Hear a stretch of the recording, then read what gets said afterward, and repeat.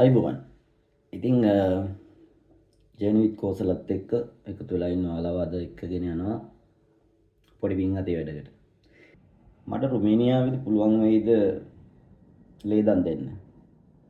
අපි බලමු. ඉතිං මම ඉන්න සිබිව්වල තියෙනවා බ්ලඩ් ඩොනේෂන් සෙන්ටර් එකක්. තව පැය කිහිපයකින් වහනවා. ඒකෙන් ඉක්මනට යන්න ඕනේ.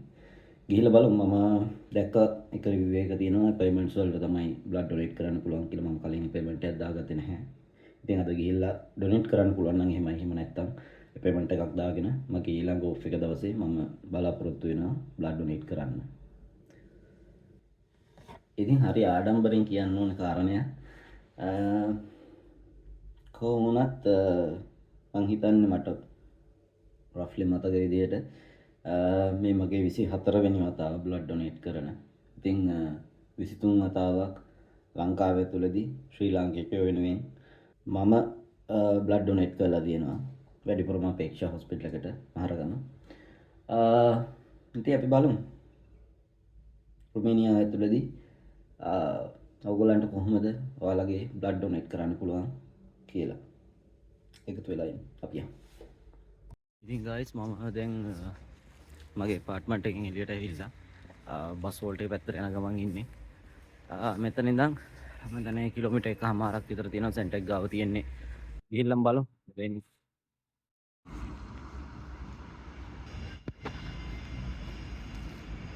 ඉතින් guys මම දැන් ඇවිල්ලා ඉන්න හොස්පිටල් එකේ කිට්ටුව මෙතන ඉමර්ජන්සි යුනිට් එක තියෙනවා. මම හිතන්නේ තා පොඩ්ඩක් ඉස්සරහට වෙන්න තමයි බ්ලඩ් ඩොනේෂන් සෙන්ටර් එක තියෙන්නේ.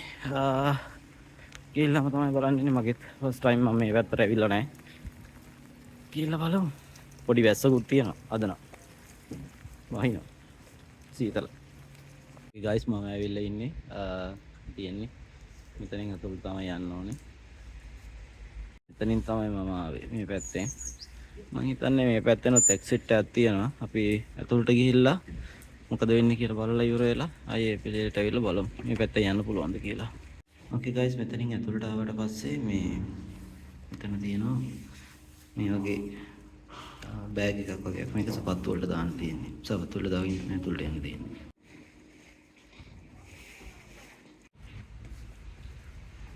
ඉතින් guys මට එළියට එන්න වුණා. හරි හොඳයි ඇතුළේ ඉන්න අය. හැබැයි ප්‍රශ්නේ තියෙන්නේ ඒගොල්ලන්ගේ ලෝ එකක් තියෙනවා කියලා කිව්වා. මම ඩොකියුමන්ට් එකක් පෙන්නුවා. ඊට පස්සේ මම ડોක්ටර් එක්කත් කතා කරා. මොකද එතන ඉන්න අය ගොඩක් අයට ඉංග්‍රීසි තේරෙන්නේ නැහැ. ඉතින් ડોක්ටර්ත් එක්ක කතා කරා. ડોක්ටර් කිව්වා මට බ්ලඩ් ඩොනේට් කරන්න පුළුවන් වෙන්නේ මම EU සිටිසන් කෙනෙක් නම් කියලා. ඒ කියන්නේ තේරෙන්නේ කියනවා නම් අපි රුමේනියාවේ ඇතුළේදී අපි බ්ලඩ් ඩොනේට් කරනවා නම් අපි ඉන්න ඕනි අපි කියන්නේ පහේ කාඩ් එක කියලා. දැන්ට අපිට හම්බ වෙලා තියෙන ID එක TRC කාඩ් එක අවුරුදු 2යි වැලිඩ් වෙන්නේ. එතකොට අපි දන්නවා අපි රුමේනියාව ඇතුළේදී අවුරුදු 5ක් හිටියට පස්සේ අපිට පොඩි එක්සෑම් එකකින් පස්සේ අපිට ඇප්ලයි කරාට පස්සේ එක්සෑම් එකක් තියෙනවා. ඒක රුමේනියන් ලැන්ග්වේජ් වලින් තියෙන එක කොට දාගත්තට පස්සේ අපිට හම්බ වෙනවා අවුරුදු 5කට වළංගු ID කාඩ් එකක්. පහේ කාඩ් එක. ඉතින් පහේ කාඩ් එක ගත්ත කෙනෙක් නම් මේ වීඩියෝ එක බලන්නේ ඔයාලට පුළුවන් ඇවිල්ලා ආගේ බ්ලඩ් ඩොනේට් කරන්න. ඉතින් අවාසනාවකට පහුගිය අවුරුදු කාලයක් එක දිගටම මාස 4න් 4ට සමහර වෙලාවට පොඩ්ඩක් එහෙම වීම එක බැරි වෙන්නේ නැති. නමුත් පුරුද්දක් විදියට මම බ්ලඩ් ඩොනේට් කරගෙන ගියා. ඉතින් මට හරි ආසාවක් තිබ්බා රතු පාට මේ පුංචි පොත පුරවන්න. ඉතින් මේ මොනවා හරි ආර්ථික මේ ප්‍රශ්න හින්දා මට ලංකාව දාලා ඉන්න උනා රුමේනියාවට. ඉතින් ඒ පුරුද්දට සමුදෙන්න වෙනවා බොහොම ඒ පුරුද්දට සමුදෙන්න වෙනවා. ඉතින් තාම මං ඇවිල්ලා මාස 4යි. ඉතින් මට තව අවුරුදු 1මාරක් විතර යනකම් අවුරුදු 4මාරක් යනකම් බ්ලඩ් ඩොනේට් කරන්න වෙන්නේ නැහැ.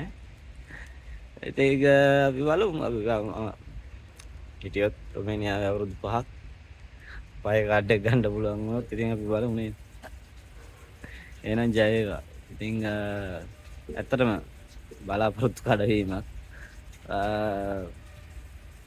හරි ආසාවෙන් හිටපු දෙයක්.